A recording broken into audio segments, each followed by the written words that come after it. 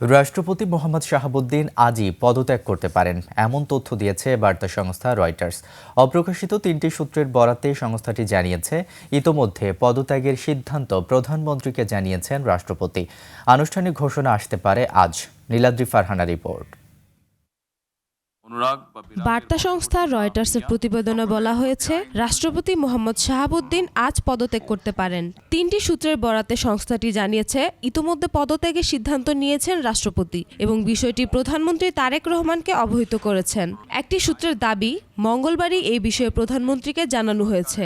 তবে বিষয়টি স্পর্শকাতর হওয়ায় কোনো সূত্রই পরিচয় প্রকাশ করতে রাজি হয়নি।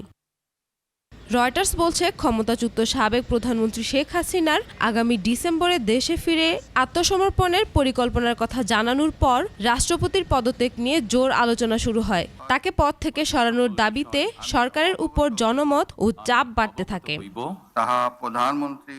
প্রতিবেদনে আরও বলা হয়েছে, রাষ্ট্রপতির পদটি মূলত সাংবিধানিক ও আনুষ্ঠানিক হলেও তিনি সশস্ত্র বাহিনীর সর্বাধিনায়ক। ২০২৪ সালে গণঅভ্যুত্থানের পর শেখ হাসিনা দেশ ছাড়লে রাষ্ট্রপতির ভূমিকা আরও গুরুত্বপূর্ণ হয়ে ওঠে। ২০২৩ সালে আওয়ামী লীগের প্রার্থী হিসেবে বিনা প্রতিদ্বন্দ্বিতায় রাষ্ট্রপতি নির্বাচিত হন মোহাম্মদ শাহাবুদ্দিন। রয়টার্স জানিয়েছে, পদত্যাগের বিষয়ে জানতে রাষ্ট্রপতির সঙ্গে একাধিকবার যোগাযোগের চেষ্টা করা হলেও তার সাড়া পাওয়া যায়নি। একইভাবে প্রধানমন্ত্রী তারেক রহমানের মুখপাত্ররাও তাৎক্ষণিক কোনো মন্তব্য করেননি। সূত্রগুলোর বরাতে প্রতিবেদনে আরও বলা হয়েছে, নতুন রাষ্ট্রপতি নির্বাচন না হওয়া পর্যন্ত জাতীয় সংসদের স্পিকার হাফিজ উদ্দিন আহমেদ অন্তর্বর্তী রাষ্ট্রপতির দায়িত্ব পালন করতে পারেন।